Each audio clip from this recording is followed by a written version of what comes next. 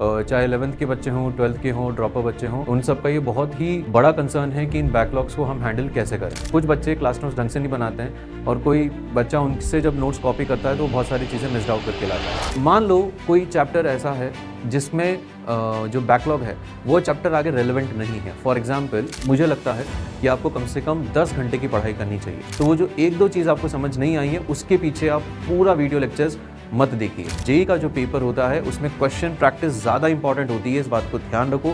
Video lectures को देखना self study में काउंट नहीं होता है। आप जेईई में तभी सेलेक्ट हो पाओगे जब आप अपना दिमाग चलाना सीखोगे। कोई भी क्वेश्चन आपके सामने आए है तो वो क्वेश्चन ही, चाहे कितना ही टफ क्यों ना हो, आप जब भी एक क्वेश्चन को आधा घंटा देते हैं तो आप उस क्वेश्चन में मात्र 5 मिनट 6 मिनट आपने ढंग से दिमाग लगाया, फिर आप गिव अप कर देते हैं और इधर उधर की बातें सोचने लगते हैं। जितना ज़्यादा एक्सपोजर तुम्हें उन क्वेश्चंस को करने में मिलेगा उतना ज़्यादा आप जेईई में सफल होने के चांसेस बनाएंगे। सर फिजिक्स के सवाल नहीं होते हैं पेपर में, हमारा मन होता है कि हम 1-1.5 घंटे में ही पेपर से उठ के चले जाएं, क्योंकि अगर आप 12th क्लास में हैं और जैसे जैसे आप आगे बढ़ते जाएंगे आपको बोर्ड्स का डर भी सताएगा, आपको वाइवा का डर सताएगा, आपको प्रैक्टिकल का डर सताएगा। हो सकता है राखी के दिन आपको होम सिकनेस हो जाए, आपको घर वालों की याद आए, आपका पढ़ने का मन बिल्कुल ना करे। ये उन बच्चों के लिए है जो बोलते हैं कि सर हमें तो कोई बैकलॉग है ही नहीं, हम तो ढंग से पढ़ रहे हैं। हेलो प्यारे बच्चों, आज मैं एक बहुत बड़ी समस्या आपके सामने लेके आया हूं। जो आप लोग हमसे क्वेश्चंस पूछते रहते हैं कि सर 2-3 महीने हो गए, 4 महीने हो गए हमारी पढ़ाई को शुरू होते हुए, और अब जो है ना बैकलॉग्स आना शुरू हो गए हैं। चाहे 11th के बच्चे हों, 12th के हों, ड्रॉपर बच्चे हों, उन सब का ये बहुत ही बड़ा कंसर्न है कि इन बैकलॉग्स को हम हैंडल कैसे करें। तो आइए समझते हैं कि बैकलॉग्स होते क्या हैं, और at the end of the video मैं आपके लिए एक बोनस टिप भी लेके आया हूँ, तो अंत तक बने रहिएगा। सबसे पहले तो ये समझते हैं कि बैकलॉग्स होते कौन कौन से हैं। पहला कि क्या आपका लेक्चर मिस हो गया है, या लेक्चर समझ नहीं आया है, या फिर आपने लेक्चर सारे अटेंड किए हैं और आपके जो क्वेश्चंस हैं, जो होमवर्क था, may be module, may be DPP, या फिर जो जेईई में उससे रिलेटेड था, वो आपका छूट गया है। ठीक है, तो अगर मानो कि तुमने लेक्चर्स मिस किए हैं तो सबसे पहले जो भी लेक्चर्स आपने मिस किए हैं उनको फटाफट से मोशन लर्निंग ऐप के थ्रू आप देख लीजिएगा। ठीक है, पर हाँ बैकलॉग्स आते हैं सेकेंडरी। सबसे पहले आपको जो करंट टॉपिक चल रहे हैं उन्हीं होमवर्क को आपको प्रायोरिटी देनी है। ठीक है, फॉर एग्जांपल अभी फिजिक्स में मैं पढ़ा रहा हूँ मैग्नेटिज्म, ठीक है, या फिर मैं पढ़ा रहा हूँ फ्रिक्शन, तो आपकी ये कोशिश होनी चाहिए कि हम मैग्नेटिज्म का होमवर्क पहले करें ताकि मैग्नेटिज्म अगले 2 हफ्ते बाद आपको बैकलॉग में ना दिखे। राइट, तो बीइंग सेड दैट कि जो भी करंट टॉपिक है उसको आप अपनी प्रायोरिटी बनाते हुए जब बैकलॉग्स का नंबर आएगा तब हम उस टाइम की बात कर रहे हैं। तो बैकलॉग्स में अगर आपके लेक्चर्स मिस हो गए हैं, हो सकता है आप बीमार पड़ गए हो सकता है आप किसी कारणवश क्लास न आ पाए हो सकता है आप क्लास आ गए पर वो लेक्चर आपके बिल्कुल भी समझ में ना आए, तो ऐसी सिचुएशन में आप मोशन लर्निंग ऐप के थ्रू वीडियो लेक्चर्स देख सकते हैं। और उसमें एक बहुत ही बढ़िया फीचर है कि आप उसको 1x, 1.5x, 2x की स्पीड पे देख सकते हैं, ताकि आपको जो पार्ट समझ में आ जाए वो रेलेवेंट ना लगे, आप उसको फटाफट स्किप करके आगे बढ़ जाए। दूसरा, मैं तो ये बोलूँगा कि जितने भी क्लास नोट्स हैं आप किसी क्लास में ट्रस्टेड बंदे से लें, क्योंकि मैंने ऐसा देखा है कि कुछ बच्चे क्लास नोट्स ढंग से नहीं बनाते हैं और कोई बच्चा उनसे जब नोट्स कॉपी करता है तो वो बहुत सारी चीज़ें मिस्ड आउट करके लाता है। ठीक है, तो किसी ट्रस्टेड बच्चे से अपने क्लास नोट्स बनवाएं। उसके बाद है कि अगर मान लीजिए आपका क्वेश्चंस का बैकलॉग है, तो क्वेश्चंस के बैकलॉग में तो आपको ज़्यादा परेशान होने वाली बात नहीं है, क्योंकि आपने थोड़ा बहुत मे बी अगर 50-60% भी होमवर्क किया है उस चैप्टर के अंदर तो वो चैप्टर आपको आता है। ठीक है, तो ये वाला जो क्वेश्चंस का बैकलॉग है इसमें आप बिल्कुल भी परेशान मत होइए। अगर आपने सारी क्लासेस अटेंड की हैं, आपको थ्योरी समझ में आ गई है, तो जब भी आप डेली का होमवर्क करते हैं लास्ट का आधा घंटा 1 घंटा अगर आप में ताकत बचती है होमवर्क करने की तो आप डेली कर सकते हैं, थोड़ा थोड़ा टाइम निकाल के, या फिर संडे को आप अलग से टाइम निकाल के इसको कर सकते हैं। ठीक है, क्वेश्चंस के बारे में आप टेंशन मत लीजिएगा। इसमें मैं एक और पॉइंट ऐड करना चाहता हूँ। मान लो कोई चैप्टर ऐसा है जिसमें जो बैकलॉग है वो चैप्टर आगे रेलेवेंट नहीं है। फॉर एग्जांपल जैसे रे ऑप्टिक्स है। ठीक है, तो रे ऑप्टिक्स काफ़ी बच्चों को टफ चैप्टर लगता है, और है भी क्योंकि लेंदी बहुत है, बहुत सारे कॉन्सेप्ट उसके अंदर होते हैं, कहीं ना कहीं ओवरलैपिंग होती है, और इस वजह से बच्चे कंफ्यूज हो जाते हैं कि कब कौन सा फॉर्मूला हम यूज़ करें। तो 13th के अंदर 12th के अंदर अभी इलेक्ट्रोमैग्नेटिज्म वाला पार्ट चल रहा है, तो अगर आपका रे ऑप्टिक्स में बैकलॉग है तो अभी उसको कवर करने का फ़ायदा नहीं है। इंस्टेड आप इलेक्ट्रोस्टैट्स वाले बैकलॉग को पहले कवर करिए, क्योंकि उसका कहीं ना कहीं यूज़ इलेक्ट्रोमैग्नेटिज्म में आएगा। ठीक है, सिमिलरली केमिस्ट्री और मैथ्स में आपके जो भी टॉपिक्स चल रहे हैं कि हमें सर मल्टीपल बैकलॉग्स है, पहले कौन सा कवर करना चाहिए, तो ये बात आप अपने टीचर से एक बार कंफर्म कर लीजिएगा कि सर आपको मेरे पास इतने 5 टॉपिक हैं बैकलॉग्स के, आपको क्या लगता है पहले किस ऑर्डर में कंप्लीट करूं, ठीक है। जो करंट टॉपिक में हेल्प करे वो वाले चैप्टर्स के बैकलॉग आप पहले कवर करिएगा, राइट। नेक्स्ट, एक संडे जो हमारे लिए बहुत ही खुशी का दिन होता है, उस दिन को आप कैसे यूटिलाइज करेंगे वो देखते हैं। देखो बच्चों, संडे में आपको मानता हूँ कभी कभी हम टेस्ट रख देते हैं, पर यूजुअली वो टेस्ट भी हम मंडे को या सैटरडे को शिफ्ट कर देते हैं ताकि संडेज आपकी यूजुअली फ्री हो जाएं। तो संडे को मैं आपको मिलते हैं 24 आवर्स, और मुझे लगता है कि आपको कम से कम 10 घंटे की पढ़ाई करनी चाहिए।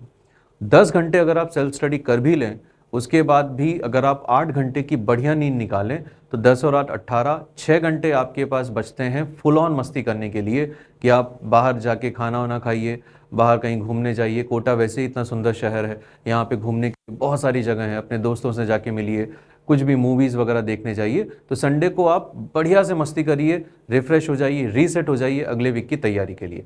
पर इन सब चीज़ों में ये मत भूलना कि आपको अभी भी 10 घंटे की पढ़ाई इस संडे को करनी है।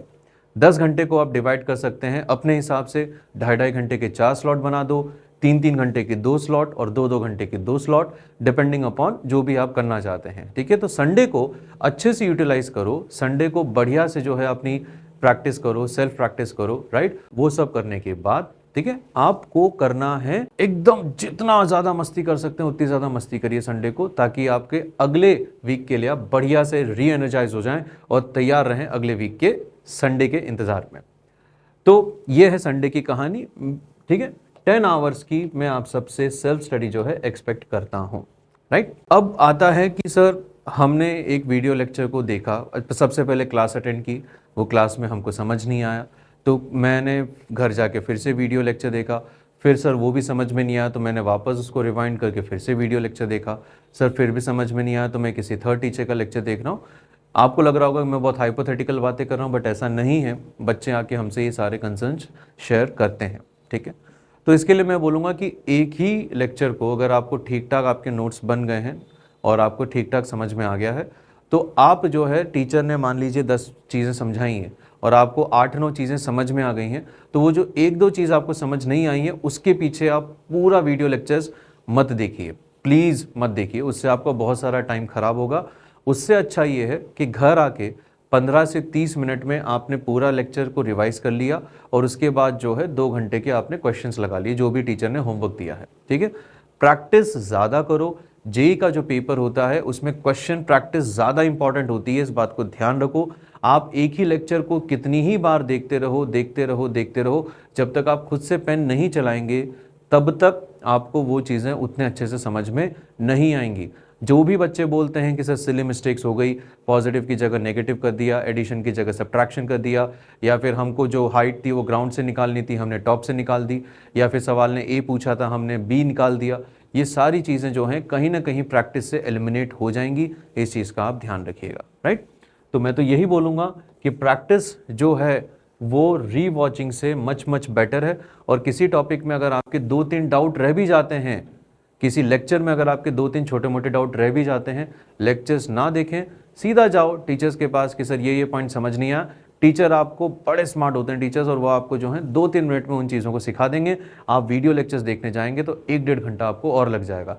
And trust me, video lectures को देखना सेल्फ स्टडी में काउंट नहीं होता है, क्योंकि क्लास में टीचर अपना दिमाग चला रहा है, वीडियो लेक्चर्स में वो टीचर अपना दिमाग चला रहा है। आप जेई में तभी सेलेक्ट हो पाओगे जब आप अपना दिमाग चलाना सीखोगे, ठीक है। रही बात की क्वेश्चंस अटेम्प्ट करने में टाइम कैसे लगे, क्योंकि आप क्या करते हैं, मतलब एक ही क्वेश्चन के पीछे आधा घंटा आपने निकाल दिया, और ऐसा मैंने भी मेरी जेई प्रिपरेशन में किया है कि 3 घंटे के अंदर मैं मुश्किल से 6 से 7 क्वेश्चन अटेम्प्ट कर पाया, और उसमें से भी 5 क्वेश्चन डाउट थे। तो ऐसा हर जेई एस्पिरेंट के साथ होता है, इट इज़ क्वाइट नॉर्मल।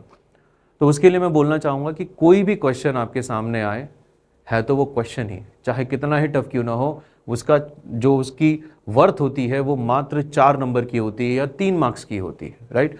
कोई भी क्वेश्चन हो उसको 5 से 6 मिनट का टाइम पर क्वेश्चन दिया करो। उसके बाद भी अगर वो क्वेश्चन आपसे नहीं होता है तो आप जो है उसमें 20-25 मिनट एक्स्ट्रा लगा दोगे, उससे कोई फ़ायदा नहीं होगा।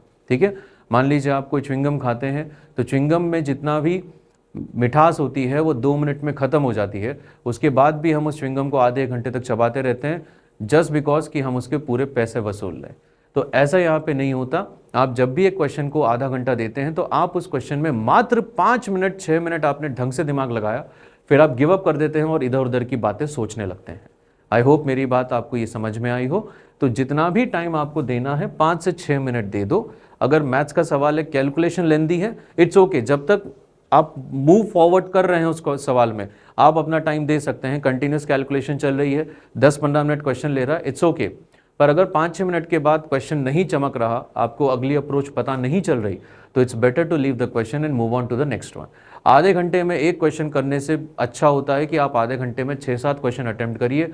जितना ज़्यादा एक्सपोजर तुम्हें उन क्वेश्चंस को करने में मिलेगा उतना ज़्यादा आप जेईई में सफल होने के चांसेस बनाएंगे, राइट। अब कुछ बच्चे, जैसे आज ही पीटीएम थी और बहुत सारे बच्चों को से मैं पूछता हूँ, वो बोलते हैं सर फिजिक्स के सवाल नहीं होते हैं पेपर में, हमारा मन होता है कि हम 1-1.5 घंटे में ही पेपर से उठ के चले जाएं। ठीक है, इनसे मैं जब थोड़ी सी और बातचीत करता हूँ तो मुझे पता चलता है कि ये बच्चे होमवर्क करते वक्त हर एक क्वेश्चन को उन्होंने देखा और एक क्वेश्चन के बाद ही सोल्यूशन देखा, फिर वो दूसरे क्वेश्चन में जाते हैं, दूसरे क्वेश्चन के बाद वो सोल्यूशन देखते हैं, फिर वो तीसरे क्वेश्चन में जाते हैं, तीसरे क्वेश्चन के बाद वो सोल्यूशन देखते हैं। ठीक, तो वो एक एग्जाम लाइक कंडीशन नहीं, एक एग्जाम लाइक सिमुलेशन नहीं बना रहे हो आप क्या कर रहे हो कि आपने एक क्वेश्चन देखा, आपने 5 मिनट दिमाग चलाया, आपको लगता है कि आपसे वो क्वेश्चन नहीं हो पाएगा तो आपने उस क्वेश्चन को छोड़ दिया। ठीक है, मैं इस चीज़ से बिल्कुल असहमत हूँ। आपको अगर घर पे बैठ के एग्जाम लाइक सिचुएशन में होमवर्क करना है तो आप क्या करो, भले ही आपको वो टॉपिक नहीं आता हो तो आप अपने क्लास नोट सामने खोल के रख दो, फॉर्मूला देख के क्वेश्चन बनाओ। ठीक है, अगर टीचर ने आपको 20 क्वेश्चन होमवर्क में दिए हैं तो आप सारे के सारे 20 क्वेश्चंस को पहले अटेम्प्ट कर लो। ठीक है, 20 क्वेश्चन में आप पहले से टाइम डिसाइड करके रखो कि मुझे 1.5 घंटा लगाना है या 2 घंटा। उन 2 घंटों में अगर आपने 20 क्वेश्चन सारे अटेम्प्ट कर लिए, हो सकता है आपसे 5 ही सॉल्व हुए हों, 15 आपके डाउट हों, तो आप उन 15 क्वेश्चंस के जो सॉल्यूशंस हैं उनको बाद में देखिएगा, 2 घंटे पूरे होने के बाद देखिएगा, तब जाके फिर आपको हिंट मिली, फिर सॉल्व किया, हिंट मिली, फिर सॉल्व किया। हर एक क्वेश्चन के बाद अगर आप देखेंगे तो एग्जाम के अंदर आपको फ्रस्ट्रेशन जब होगी ना कि एक क्वेश्चन और आपका मन करेगा कि यार कोई सोल्यूशन मुझे दे दे, तो वो फ्रस्ट्रेशन झेलने के आप काबिल नहीं बचेंगे और इसी वजह से आपका मन पूरे एग्जाम में 3 घंटे तक नहीं लग पाता। आपको लगता है कि 1-1.5 घंटे के बाद ही मैं एग्जाम छोड़ के चला जाऊँ। ठीक है, तो मेरी यही आपसे बोलूँगा कि सारा का सारा होमवर्क अटेम्प्ट करने के बाद ही आप सोल्यूशन देखें, चाहे वो टेक्स्ट सोल्यूशन हो या फिर वीडियो सोल्यूशन। उसके बाद है बच्चों, भारत तो है ही एक डाइवर्स कंट्री, तो यहाँ पे बहुत अलग अलग तरीके के फेस्टिवल्स होते हैं। तो राखी भी आ रही है, 15 अगस्त भी आ रही है, गणेश उत्सव भी आएगा और सबसे ऐसी छुट्टियाँ जिनका हमें साल भर इंतज़ार रहता है, दिवाली, वो भी आएगी।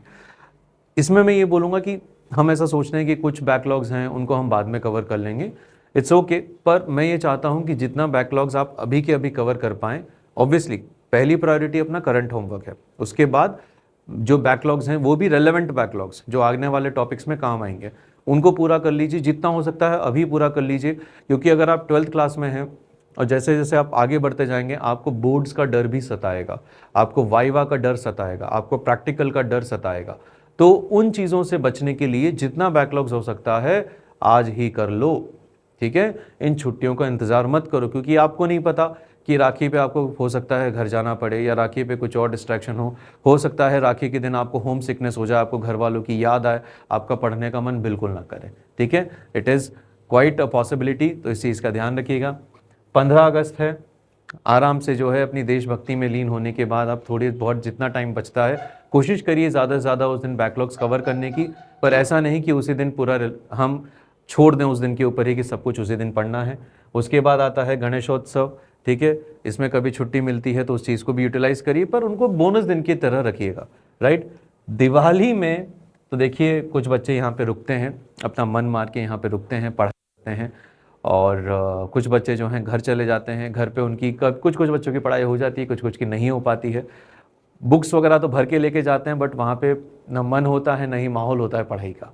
तो मैं यही बोलूँगा कि दिवाली पे आप अगर कुछ बैकलॉग्स कवर करना चाहते हैं तो उन टॉपिक्स को रखिए। फॉर एग्जांपल रे ऑप्टिक्स है, रे ऑप्टिक्स को आप दिवाली के टाइम पे कवर कर सकते हैं, या ऐसे इंडिपेंडेंट टॉपिक्स हैं जैसे मैथ्स में डिटर्मिनेंट मैट्रिसेस है, वो आप दिवाली के टाइम कवर कर सकते हैं। जो भी टॉपिक्स हैं आप एक बार अपने टीचर से कंसल्ट कर लीजिएगा कि कौन से होमवर्क, कौन सी चीज़ें को हम वहाँ पे कवर कर सकें, राइट। और अब मैं आपको बताता हूँ एक बोनस ट्रिक। ये उन बच्चों के लिए है जो बोलते हैं कि सर हमें तो कोई बैकलॉग है ही नहीं, हम तो ढंग से पढ़ रहे हैं, या फिर ये उन बच्चों के लिए है जो बोलते हैं कि सर हम 12th में हैं या ड्रॉपर हैं, हमें आज से 3 महीने पुराना जो टॉपिक हमने बहुत अच्छे से सॉल्व किया था उसमें अब उसके सवाल अगर हम देखते हैं तो हमसे होते नहीं हैं। ठीक है, जैसे काइनेमेटिक्स हुए सर 1 महीना हो चुका है और आज मैं काइनेमेटिक्स करने बैठता हूँ, मुझे सवाल नहीं होता।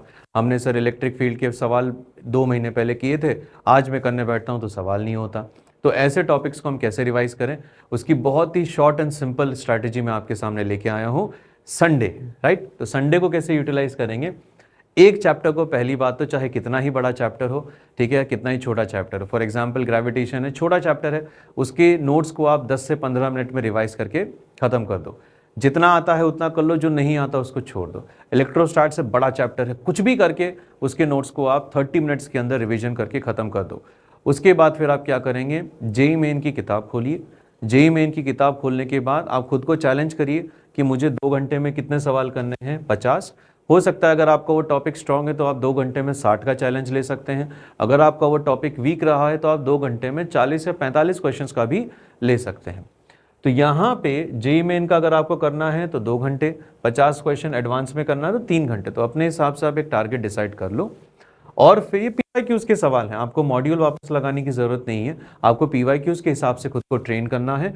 और अब अगला चैलेंज इसमें ये आता है, मतलब तुम क्या करते हो कि जैसे तुमने बोला 50 क्वेश्चन करेंगे, अब 50 क्वेश्चन आप करने जाते हो तो इलेक्ट्रोस्टैट्स में शुरू किया तो स्टार्टिंग के 50 क्वेश्चन आप वही करके रह गए, force force force, Coulomb's law, force force force, ठीक है। इक्विलिब्रियम के 10 सवाल रिपीट हो रहे हैं एक जैसे, ऐसा मत करो। अगर उस पीवाईक्यू के अंदर 200 क्वेश्चंस हैं तो, और आपको कितने करने हैं, 50, तो आपको क्या करना, 200 क्वेश्चंस को आप 4 पार्ट में बांट लो, क्योंकि हमें सारी वैरायटी कवर करनी है, एक ही क्वेश्चन को बार बार रिपीट नहीं करना। तो आपने क्या किया, पहला, 5वां, 9th, 13th, 17th, ऐसे करके हर चौथा सवाल आपने वहाँ पे सॉल्व कर लिया, राइट। उसके बाद ये तो अभी का रिवीजन है, एक रिवीजन आप तब करेंगे जब आप दिसंबर जनवरी में होंगे, उस टाइम पे आप बचे हुए 4 सवाल को सॉल्व कर लीजिए, ठीक है। उसके बाद फरवरी मार्च में भी आप एक बार फिर से रिवीजन करेंगे, अप्रैल के अटेम्प्ट के लिए, एडवांस के लिए, तो उस टाइम पे आप बचे हुए जो क्वेश्चंस हैं उनको आप रिपीट कर लीजिए, जैसे मैंने यहाँ पे लिख रखा है, ठीक है। तो इस तरीके से क्या होगा, आपने रिवीजन किया 4 बार, चारों बार आपने सारे टॉपिक्स को रिवाइज भी कर लिया और जितने भी क्वेश्चंस थे वो भी रिवाइज हो गए, ठीक है। तो इस स्ट्रैटेजी को आप यूज़ कर सकते हैं, इसमें आपकी सारी वैरायटी एज वेल एज जितने भी क्वेश्चंस पूछे गए हैं पीवाईक्यूज के अंदर वो सारे कवर हो जाएंगे। ये आपके ऊपर डिपेंड करता है कि आपको जेईई मेन के लगाने हैं या फिर जेईई एडवांस के क्वेश्चंस लगाने हैं, ठीक है। तो मेरे ख्याल से इतना काफ़ी है, आई थिंक वीडियो थोड़ा बड़ा हो गया है, और मेरी आपको बहुत सारी शुभकामनाएं हैं and all the best, best of luck, जो भी लगे, और आप बढ़िया करें जेईई के अंदर। Thank you so much.